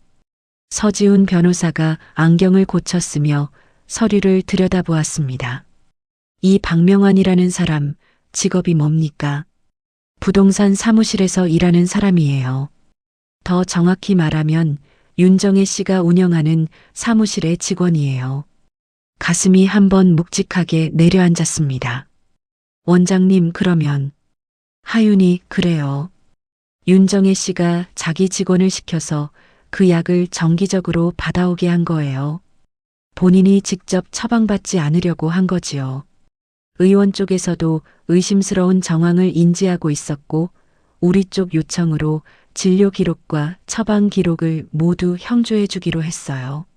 서지훈 변호사가 펜을 들고 노트에 무언가를 빠르게 적어 내려갔습니다. 정 사장님, 이제 다 모였습니다. 옷장 안 서류 사진, 어머님 자백 녹취록, 손글씨 메모, 약 처방 출처 추적 자료, 그리고 박명환이라는 직원의 동선까지요. 시이모님이 어떻게 빠져나가시든 빠져나갈 수 없는 그림이 됩니다. 변호사님, 네. 이거 경찰에 정식으로 넘기는 거 언제가 좋을까요? 서지훈 변호사가 한석원 원장님과 시선을 한번 주고받았습니다. 내일 오전에 바로 진행하시지요. 더 미룰 이유가 없습니다. 나는 가만히 고개를 끄덕였습니다. 손이 떨리지 않았습니다. 다음 날 오전 나는 서지훈 변호사와 함께 경찰서로 향했습니다. 한석원 원장님도 같이 가주셨습니다. 서류 봉투를 두 손에 단단히 쥐고 경찰서 안으로 들어서는데 가슴 한복판이 이상하게 차분했습니다. 담당 형사 앞에 자료를 한 장 한 장 펼쳐 놓았습니다. 보험 신청서, 부동산 매매 계약서, 손글씨 메모, 약 처방 추적 자료, 윤정숙의 자백 녹취록. 형사가 자료를 한참 들여다보더니 안경을 고쳤으며 입을 떼었습니다. 정 선생님, 이 정도면 정식으로 입건 조사 들어갑니다. 오늘 안에 두 분 다 출석 요구 들어갈 거예요. 네, 알겠습니다. 한 가지 부탁드릴 게 있어요. 앞으로 며칠 동안은 정 선생님 아버님 안전에 각별히 신경 써주세요. 사건이 공식화되면 윤정혜 씨 쪽에서 어떻게 나올지 모릅니다. 이미 시골에 사람을 두었어요. 옆집 분들도 알고 계세요. 좋습니다. 그래도 가능하면 며칠은 아버님을 다른 곳에 모셔두시는 게 좋겠습니다. 경찰서를 나오는 길 나는 곧장 시골 아버지께 전화를 걸었습니다. 아버지, 오늘부터 며칠만 아저씨네 가서 계세요. 영순 아주머니 댁이요. 거기서 자고 드시고 다 하세요. 하윤아, 그게 아버지 부탁이에요. 알았어. 그러마. 제가 일주일 안으로 다 정리하고 갈게요. 그때까지만요. 전화를 끊고 차에 올라타려는데 한석원 원장님이 내 어깨에 가만히 손을 얹으셨습니다. 하윤이 잘하고 있어요. 원장님. 네. 제가 잘하고 있는 거 맞나요? 잘하고 있어요. 아주 잘하고 있어요. 무엇보다 하윤이 어머님이 살아계셨으면 똑같이 했을 거예요. 나는 그 말씀에 잠시 참은 손잡이를 놓치고 두 손으로 얼굴을 가렸습니다. 한석원 원장님의 손이 내 어깨를 한번 다독여 주셨습니다. 나는 한참 그 자리에 서서 깊이 숨을 내쉬었습니다. 며칠 뒤 윤정혜가 자신의 부동산 사무실에서 조사를 받기 위해 자진 출석 형식으로 경찰서에 들어갔다는 소식을 전해 들었습니다. 이미 윤정숙이 모든 사실을 진술했고 박명환이라는 직원도 자백을 시작한 상태였습니다. 윤정혜는 끝까지 모르쇠로 일관했지만 증거가 너무 많았습니다. 조사가 끝난 그날 저녁 윤정혜가 직접 내 사무실로 찾아왔습니다. 서지훈 변호사가 동석하라고 했지만 나는 한 번은 둘이서만 마주 앉고 싶었습니다. 대신 휴대전화 녹음을 켜놓고 사무실 문은 잠그지 않았습니다. 윤정혜가 사무실 안으로 들어서며 한참 동안 나를 노려보았습니다. 안경 너머에 눈이 충혈되어 있었습니다. 며느라기, 이모님, 네가 이겼다. 이긴 거 아니에요. 그냥 막은 거예요. 윤정혜가 의자에 천천히 앉았습니다. 손가락이 식탁 모서리를 강하게 짚었습니다. 내가 왜 그랬는지 알아. 알 만큼 알아요. 빚 때문이라면서요. 그래, 빚 때문이지. 내가 20년 동안 부동산 일하면서 모은 거 다 날렸어. 사기를 당했어. 평생 일군 거 한 방에 다 날아갔어. 그래서 내가 사돈 집 논 하나 빌리려고 한 거였어. 그것만 어떻게 정리됐으면 나도 살고 다 살 수 있었어. 이모님, 왜? 그게 우리 아버지 목숨이랑 바꿀 일이에요. 윤정혜가 입을 다물었습니다. 안경테 너머의 눈이 한참 흔들렸습니다. 며느라기, 네. 내가 솔직하게 말할게. 약은 처음부터 죽일 생각은 아니었어. 그냥 사람이 자다가 조용히 가시면 모든 게 자연스럽게 해결되니까. 그게, 이모님, 그게 죽일 생각이 아니면 뭐예요? 윤정혜가 입술을 깨물었습니다. 내가 잘못했다는 거 알아. 근데 며느라기, 한 번만 봐줘. 한 번만. 내가 다 자백할게. 정숙이 책임도 다 내가 질게. 대신 약 얘기만은 빼줘. 이모님, 부탁이야. 며느라기, 약 얘기 빠지면 나는 사기로 끝나. 약 얘기까지 들어가면 나는 끝장이야. 나는 한참 윤정혜의 얼굴을 들여다보았습니다. 처음 시댁에 인사 갔던 그날 안경테 너머로 나를 위아래로 훑어보던 그 차가운 눈빛이 떠올랐습니다. 친정이 농사 짓는다고. 그래, 시집 잘 왔네. 그 한마디가 마음 한구석에 박혀 10년 동안 빠지지 않던 가시였습니다. 이모님은 우리 아버지를 사람으로 안 보셨어요. 논 한마지기, 보험금 10억, 그것 때문에 사람 목숨을 가지고 거래하셨어요. 며느라기 미안해. 미안하다는 말 우리 아버지께 직접 하세요. 저한테 하시지 마시고요. 그리고 약 얘기는 못 빼드려요. 그게 빠지면 똑같은 일이 다시 일어날 거예요. 윤정혜가 자리에서 천천히 일어났습니다. 어깨가 축 처져 있었습니다. 알겠다. 윤정혜가 사무실 문을 열고 나가려다 마지막에 한 번 더 멈춰 섰습니다. 며느라기, 네, 내 친정 아버지 좋은 분 두셨어. 부럽다. 나는 그 말에 잠시 숨이 멎었습니다. 그러나 곧 천천히 고개를 끄덕였습니다. 네, 알아요. 제 인생 최고의 행운이에요. 윤정혜가 사무실을 나갔습니다. 문이 닫히는 소리에 사무실 안이 비로소 텅 비었다는 느낌이 들었습니다. 나는 책상 위에 두 손을 올리고 한참을 가만히 있었습니다. 창밖으로 가을 햇살이 길게 비스듬히 들어와 있었습니다. 그날 저녁 민호가 사무실로 찾아왔습니다. 얼굴이 푸석해져 있었고 손에는 작은 보따리 하나가 들려 있었습니다. 하윤아, 민호 씨, 어머니가 자백하셨다고 들었어. 그리고 이모님도 곧 정식으로 입건되신다고. 응, 우리 어머니 며칠 전부터 식사도 잘 못하셔. 정신과 약 처방받으셨대. 나는 가만히 민호의 얼굴을 바라보았습니다. 민호 씨, 그건 어머니가 감당하셔야 할 무게야. 민호 씨도 마찬가지고. 민호가 보따리를 책상 위에 올려놓았습니다. 하윤아, 왜? 이거 너 시집 올 때 어머니가 받으셨던 패백 받침이야. 그리고 너희 아버지가 함에 넣어주셨던 청실홍실. 어머니가 다 돌려드리라고 하셨어. 나는 그 보따리를 한참 내려다보았습니다. 보따리 매듭이 정성스럽게 묶여 있었습니다. 나는 그 매듭을 풀지 않고 책상 한쪽에 가지런히 옮겨 놓았습니다. 민호 씨, 이혼하자. 민호가 고개를 푹 숙였습니다. 한참 동안 말이 없었습니다. 언제? 내일이라도. 서류 정리되는 대로.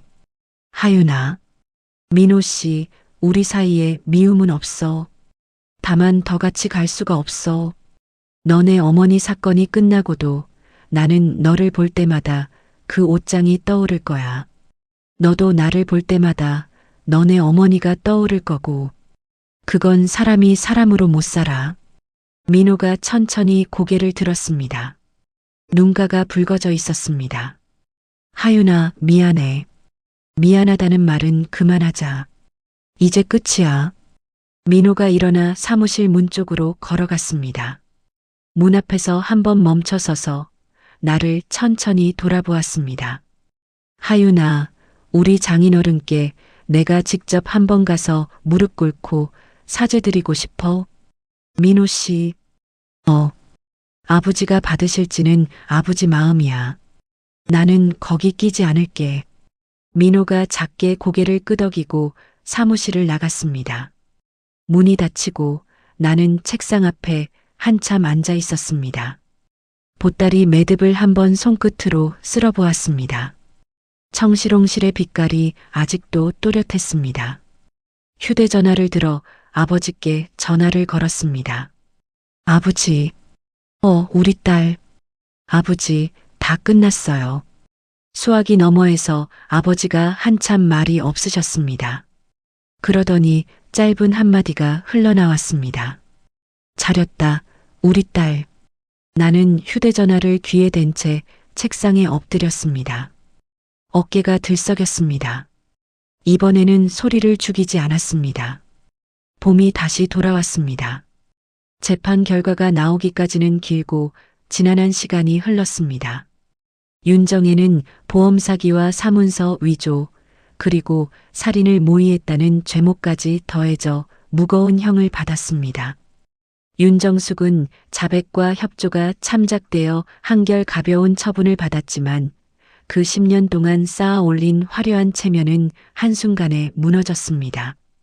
시댁은 빚을 갚느라 살던 집을 처분했고 친척들은 하나둘 발길을 끊었습니다. 민호와의 이혼 서류는 깔끔하게 정리됐습니다. 법원 문을 나서던 그날 햇살이 유난히 부드러웠습니다. 나는 손에 들고 있던 서류 봉투를 한번 가볍게 흔들어 보았습니다. 이상하게도 슬프지 않았습니다.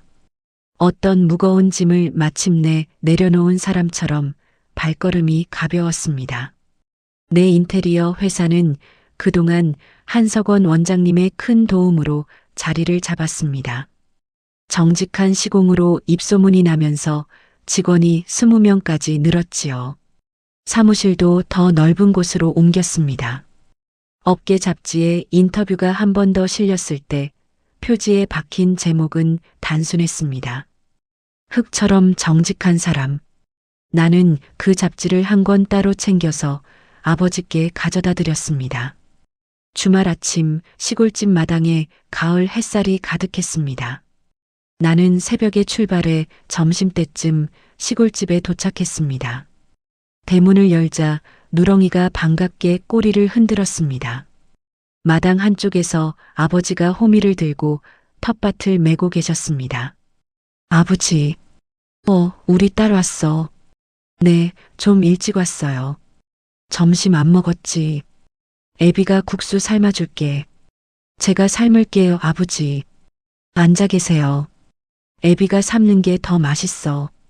너는 가서 상추나 좀 뜯어와. 나는 텃밭 한쪽으로 가서 상추와 깻잎을 한 줌 뜯었습니다. 손끝에 흙이 묻었습니다. 손바닥을 펴서 그 흙을 한번 가만히 들여다보았습니다. 까만 흙, 까만 손톱. 아버지의 손과 닮은 손이었습니다. 부엌으로 들어가니 아버지가 큰 솥에 물을 올리고 계셨습니다. 국수가락을 한 손으로 능숙하게 풀어 넣으시는 모습이 어쩐지 낯설었습니다. 어머니가 돌아가시고 나서 한참을 아버지는 부엌에 들어가지 않으셨거든요. 아버지, 언제 이런 거 다 배우셨어요? 애비 혼자 살 때 안 배울 수가 있어야지. 그동안 너한테 말 안 했지만 애비도 살림 좀 할 줄 알아. 나는 솥 앞에 가만히 서서 아버지를 바라보았습니다. 굽은 어깨, 거친 손, 흙 묻은 바짓단. 이분이 평생 내 곁을 지켜주신 분이었습니다. 이분의 손에서 자란 내가 이제는 이분을 지킬 수 있게 되었다는 사실이 새삼 가슴 한복판을 채웠습니다. 마루에 작은 상을 폈습니다. 양념장에 비빈 국수, 텃밭에서 뜯어온 상추와 깻잎, 그리고 어머니 제사 때 쓰는 작은 막걸리 한 병. 우리는 마주 앉아 한 그릇씩 비웠습니다. 하윤아, 네 아버지. 애비가 한 가지 물어봐도 되겠어. 네, 뭐든지요. 민호서방 마지막에 무릎 꿇고 사죄드린다고 왔을 때 애비가 너 모르게 그 사람한테 말 한마디 했어. 뭐라고 하셨어요? 그동안 우리 딸 옆에 있어줘서 고맙다고. 그리고 이제 잘 살라고. 나는 젓가락질을 잠시 멈췄습니다. 아버지, 애비는 미운 사람은 미운 사람대로 두고 고마운 일은 고마운 대로 끝맺어야 마음이 편혀. 민호 서방이 너네 어머니 편을 들었던 거 미운 건 미운 거요. 근데 그래도 그 사람이 너랑 10년을 살았어. 그 10년이 다 쓰레기는 아니잖아. 나는 막걸리 잔을 한번 천천히 들어 올렸습니다. 아버지가 잔을 마주 들어주셨습니다. 잔이 부딪히는 작은 소리가 마루 위로 잔잔하게 퍼졌습니다. 아버지, 아버지가 저보다 어른이세요. 진짜로요. 아버지가 환하게 웃으셨습니다. 주름이 깊게 패였지만 그 안의 웃음이 어느 때보다 환했습니다. 오후가 깊어질 무렵 사무실 직원 몇 명이 시골집을 찾아왔습니다. 아버지께서 농사지은 가을 햇과일을 직원들에게 나누어 주고 싶다고 하셔서 미리 약속을 잡았던 날이었지요. 마당에 평상을 펴고 아버지가 갖다 오신 사과와 배를 큰 광주리에 담아 내놓았습니다. 사장님, 진짜 사장님이 시골에 이런 데가 있으셨어요. 직원 한 명이 마당을 둘러보며 감탄했습니다. 내 고향이에요. 우리 아버지가 평생 이 땅에서 농사 지으셨고요. 세상에, 이 사과 진짜 맛있네요. 어떻게 키우신 거예요? 우리 아버지가 약을 거의 안 쓰세요. 손이 많이 가는 대신 맛은 진짜예요. 아버지가 평상 한쪽에 앉아 직원들에게 사과를 한 알씩 깎아주셨습니다. 거친 손이 과도를 능숙하게 돌렸습니다.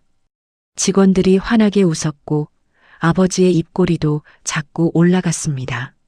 나는 그 모습을 한 발짝 떨어진 곳에서 가만히 바라보았습니다. 가을 햇살이 평상 위로 가만히 내려앉았습니다. 바람이 마당을 한번 천천히 가로질러 지나갔습니다. 손에 잡히지도 않는 그 바람이 어쩐지 어머니의 손길 같다는 생각이 들었습니다. 저녁 무렵 직원들을 다 보내고 나서 나는 마루에 다시 앉았습니다. 아버지가 막걸리 한 사발을 따라 내 앞에 놓아주셨습니다. 하윤아, 내 아버지. 애비는 말이여, 이제 죽어도 한이 없어. 아버지, 그런 말씀 또 하세요. 진짜요. 우리 딸이 이렇게 단단해진 거 보고 애비가 더 무슨 욕심이 있겠어. 나는 막걸리 잔을 두 손으로 감싸쥐었습니다. 아버지, 저도 한마디 할게요. 그려. 제가 그동안 회색처럼 살았다고 늘 생각했어요. 둥글둥글 모나지도 빛나지도 않게요. 근데 그게 회색이 아니었어요, 아버지. 그게 흑 색깔이었어요. 아버지 손에 묻어있던 그 까만 흙이요. 저는 그 흑 색깔로 자란 거였어요. 아버지가 한참을 가만히 계시다가 거친 손으로 내 어깨를 한번 천천히 쓸어주셨습니다. 우리 딸이 다 컸네. 네, 아버지. 많이 컸어. 진짜로 많이 컸어. 나는 막걸리를 한 모금 들이켰습니다. 혀끝에 시큼한 맛이 살짝 돌았습니다. 그 맛 끝에서 어머니가 살아계실 때 자주 빚으시던 동치미 국물 맛이 떠올랐습니다. 마당에서는 누렁이가 평상 옆에 엎드려 가만히 우리를 올려다보고 있었습니다. 하늘이 천천히 붉어졌습니다. 나는 그 노을을 한참 바라보며 마음속으로 한 줄을 천천히 적어 내려갔습니다. 남의 기준에 휘둘리지 않고 내 두 손으로 지어 올린 정직한 살. 이것이 내 진짜 인생입니다. 아버지가 잔을 한 번 더 마주 들어주셨습니다. 나는 그 잔에 내 잔을 가만히 부딪혔습니다. 가을 저녁 바람이 마당을 한 번 더 천천히 가로질러 지나갔습니다. 길고 험한 길을 돌아 우리 부녀는 마침내 봄을 맞았습니다. 회색처럼 살아왔다고 믿었던 제 인생이 사실은 아버지 손에 묻어있던 그 까만 흙 색깔이었다는 걸 이제는 압니다. 화려한 체면과 거짓된 미소는 결국 무너졌지만 묵묵히 땀 흘려 일군 정직한 삶은 끝내 우리를 배신하지 않았습니다. 시댁의 그 옷장 문을 열지 않았다면 저는 영영 아버지를 잃었을지도 모릅니다. 하지만 아버지를 지켜낸 그 손으로 저는 제 인생도 함께 지켜낼 수 있었습니다. 세상에 휘둘리지 않고 남의 기준에 무릎 꿇지 않고 내 두 손으로 지어 올린 단단한 살. 주말마다 아버지의 텃밭에 손을 묻고 흙냄새를 맡으며 저는 매일 깨닫습니다. 가장 빛나는 것은 화려한 보석이 아니라 흙 묻은 거친 손이라는 사실을요. 혹시 지금 누군가의 멸시와 차가운 시선 속에서 견디고 계시다면 부디 자신을 믿으세요. 당신이 흘린 정직한 땀방울은 반드시 가장 찬란한 봄으로 돌아옵니다. 이야기를 끝까지 들어주신 분이 계시다면 잘 들었다고 댓글 하나만 남겨주세요. 감사합니다.